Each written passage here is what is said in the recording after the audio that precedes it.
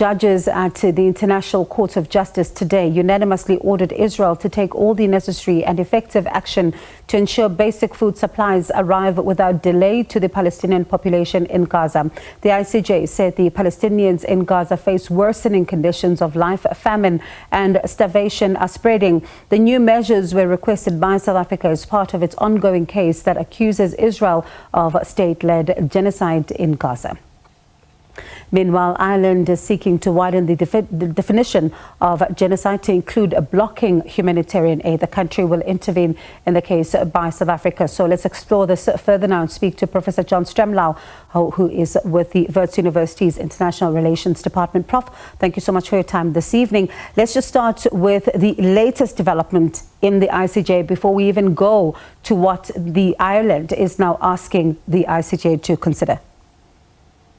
Bongiwe, the comparison of the terrible deaths on the road here in Limpopo with 45 dead, and then the enormous humanitarian catastrophe in Gaza makes for a very depressing news.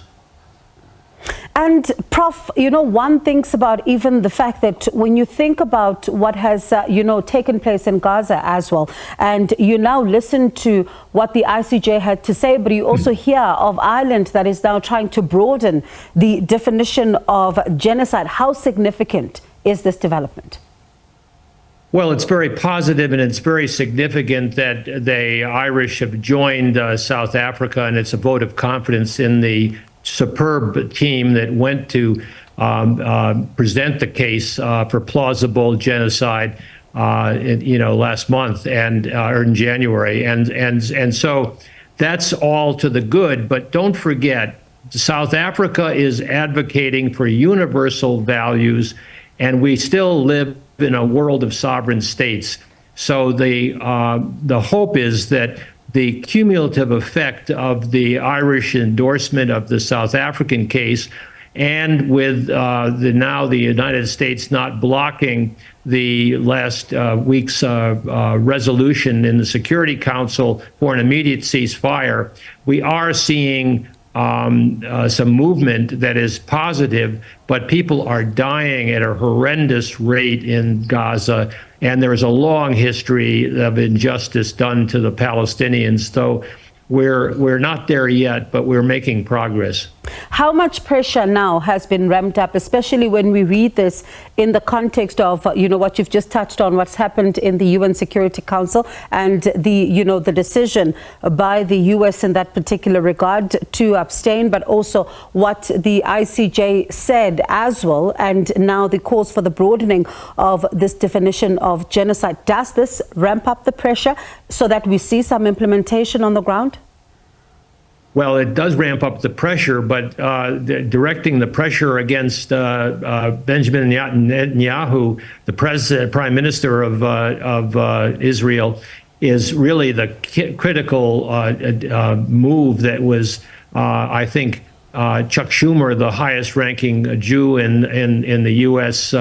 Government, nevertheless, as the majority leader in Congress, gave a speech last week that was very devastating, called for the removal of Bibi Netanyahu from controlling the administration that is responsible for all of the horrific over-response to the terrible events of October 7th that killed innocent Israelis, and the horrendous humanitarian crisis is symptomatic of genocide, and the Irish are trying to make that alone, that humanitarian situation, cause for their argument in support of South Africa's claim of genocide. But that will take some time, because it is going to go to the fundamental case. What South Africa did in the last round with the court was to justify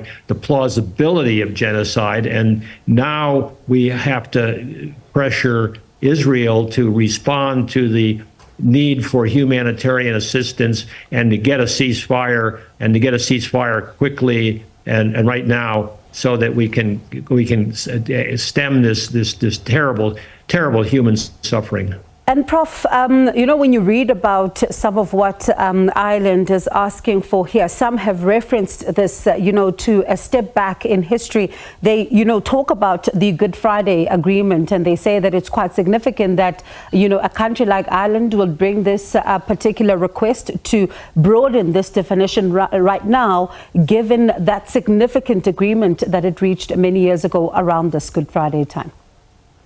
Well, don't forget that that agreement was possible because of Matti Ahtisaari, the Finnish leader, but also what made Sinn Féin confident was South Africa's intervention on the part of Cyril Ramaphosa, who's now president, of course.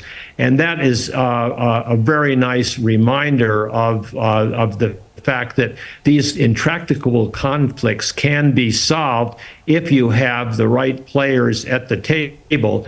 And I've always felt that South Africa had a credibility with the Palestinians. And don't forget, the Palestinians and Hamas have to compromise with the Israelis to get a ceasefire that is sustainable and to get the humanitarian relief in that we are in a world still of sovereign states. And so, and even though Hamas is not a sovereign state, they're a party to this dispute. And finally, South Africa is making progress in drawing the international community together behind, just as the apartheid global movement helped spring an agreement here, maybe, just maybe, and it's very intractable, but nevertheless, maybe there is a movement now for a humanitarian intervention that South Africa can claim credit for. All right, let's see then what happens, Prof, as you say that, yes, it's a race against time, but also these are intricate, you know, negotiations that continue to happen, and how the situation then gets resolved going forward. But do appreciate your time, Prof. That was Professor John Stremlau with the Wits University International Relations Department.